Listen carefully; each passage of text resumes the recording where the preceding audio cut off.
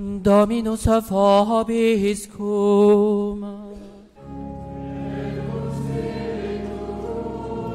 Sequere sia sancti Evangelii secondo Matteo.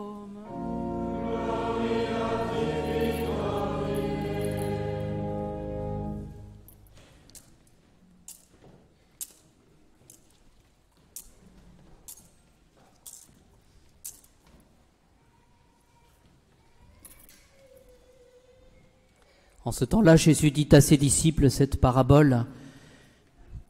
Le royaume des cieux est comparable au maître d'un domaine qui sortit au point du jour afin d'embaucher des ouvriers pour sa vigne. Il convint avec les ouvriers d'un denier pour la journée et les envoya dans sa vigne. Sortant vers la 3e heure, il en vit d'autres qui étaient là sur la place à ne rien faire. Il leur dit « Allez vous aussi à ma vigne, et je vous donnerai un juste salaire. » Et ils partirent.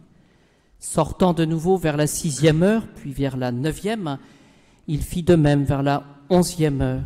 Il sortit encore, et il en trouva d'autres qui étaient là. Il leur dit « Pourquoi êtes-vous là toute la journée à ne rien faire ?» Ils lui répondirent « Parce que personne ne nous a embauchés. » Il leur dit « Allez vous aussi à ma vigne. » Le soir venu, le maître de la vigne dit à son régisseur « Appelle les ouvriers et donne-leur à chacun son salaire, en commençant par les derniers pour finir par les premiers. » Ceux de la 11e heure vinrent alors et ils reçurent chacun un denier. Quand vinrent les premiers, ils pensaient recevoir davantage, mais ils reçurent eux aussi chacun un denier. En le recevant, ils murmuraient contre le maître du domaine.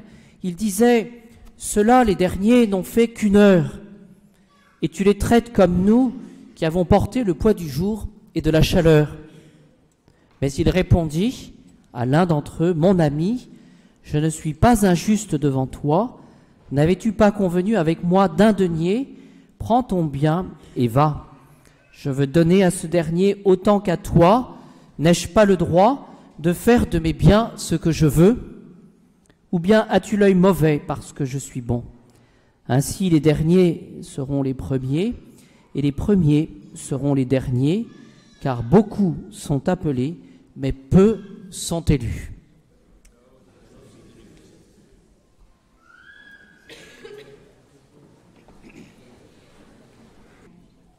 Au nom du Père, du Fils et du Saint-Esprit, ainsi soit-il. Notre méditation d'aujourd'hui va se centrer sur l'unité de notre vie, sur finalement ce que le Seigneur nous demande de nous recentrer sur l'essentiel, sur la personne du Christ. C'est ce que nous avons avec le passage de Saint Paul dans son épître aux Corinthiens.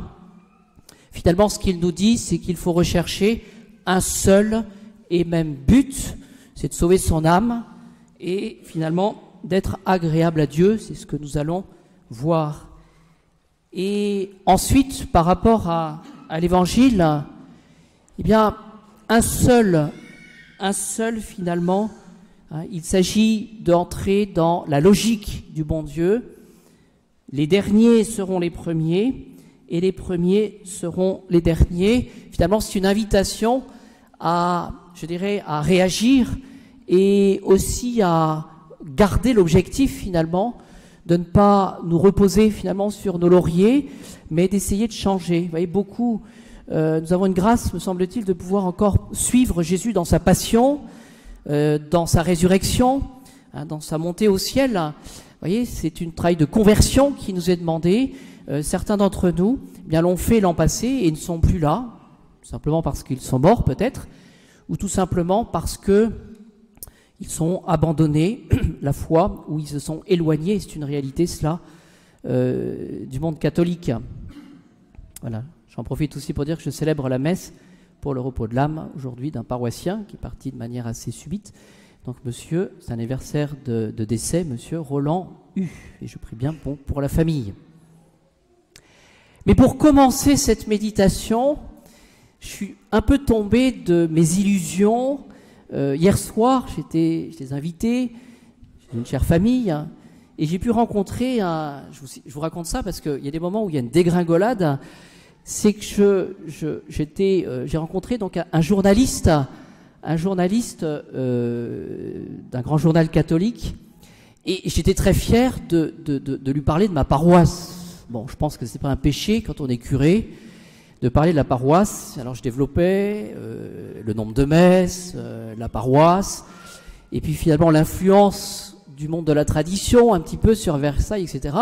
Et puis il me prend la main, il m'arrête, il me dit « Mais mon père, vous ne représentez rien du tout. » Bon, alors vous savez, il y a un petit moment de silence. Voilà.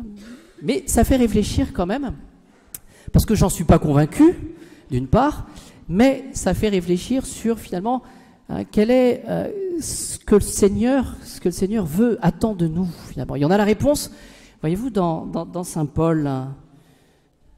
Saint Paul, lorsqu'il dit aujourd'hui, bien peu d'entre eux furent agréables à Dieu, et il énumère tout ce que finalement le peuple hébreu a reçu. Nos pères, dit-il, ont tous été sous la nuée. Tous ils ont traversé la mer, tous en Moïse ils ont été baptisés dans la nuée et dans la mer, tous ils ont mangé le même aliment spirituel. Bref, c'est une énumération de ce que le bon Dieu a fait pour le peuple hébreu. Et finalement la conclusion, cependant, bien peu d'entre eux furent agréables à Dieu. Et dans la réponse de ce journaliste, je me suis dit, peut-être que nous aussi, nous recevons beaucoup.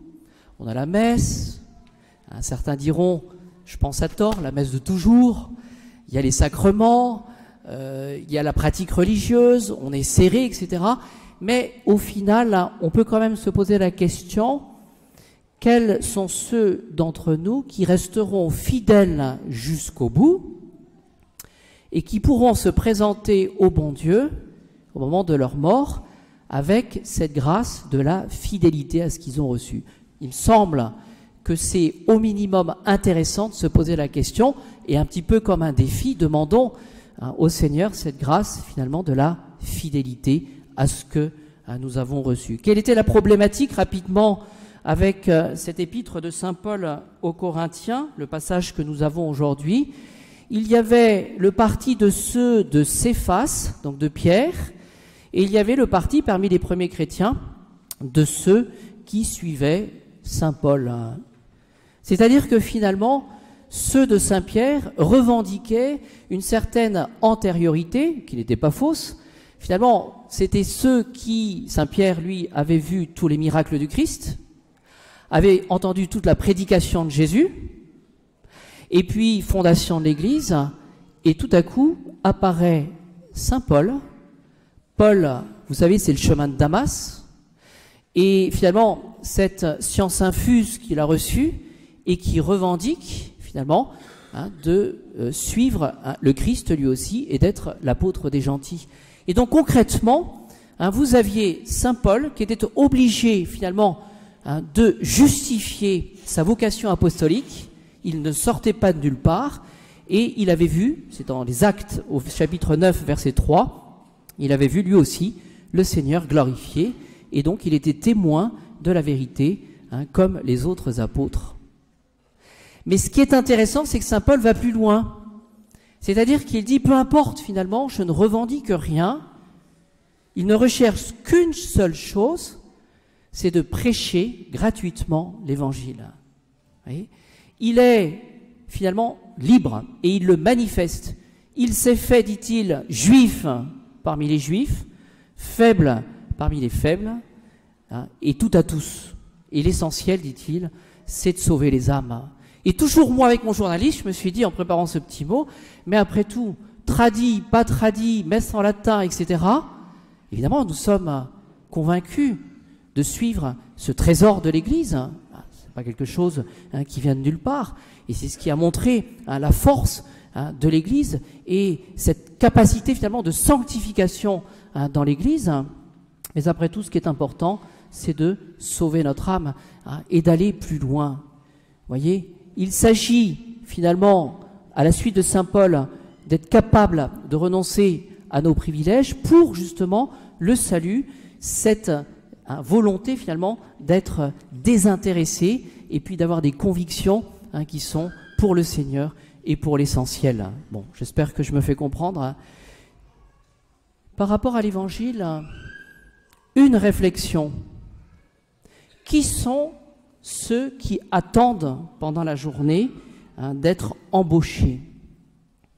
Qui sont les oisifs? La réponse de Saint Jean Chrysostome, il a une réponse qui est assez tranchée.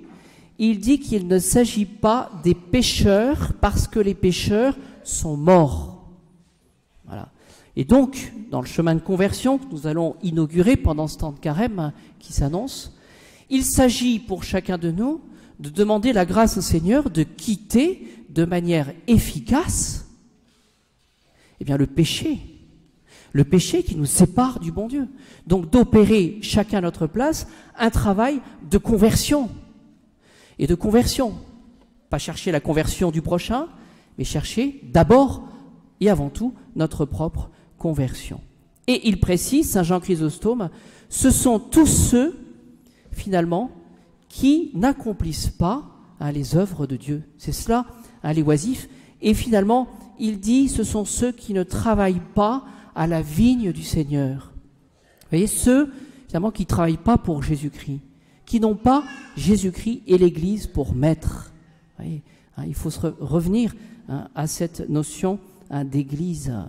Et en même temps, il précise, ce sont ceux qui ne cultivent pas le cep de la miséricorde. C'est-à-dire finalement, ceux qui attendent et qui n'ont pas de travail et qui sont appelés par le Seigneur, c'est finalement ce sont tous ceux qui travaillent pour eux-mêmes et ne voient pas le travail apostolique.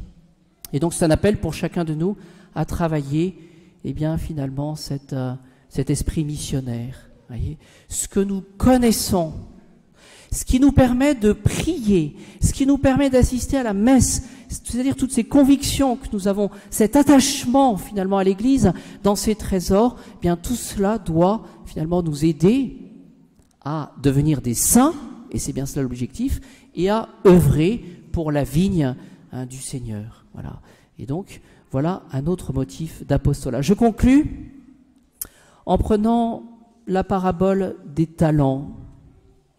J'ai eu l'occasion de l'apprendre par cœur, cet évangile des talents, et je ne serais aussi encouragé toutes ces équipes, des personnes qui apprennent ça et là l'évangile par cœur pour pouvoir le transmettre.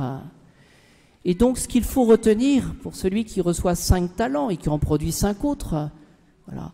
Et avec celui qui finalement ne reçoit qu'un talent, mais comme son maître est dur, va l'enfouir, ce trésor, mais finalement on sera un petit peu rejeté par le Seigneur parce qu'il n'aura pas produit d'autres talents.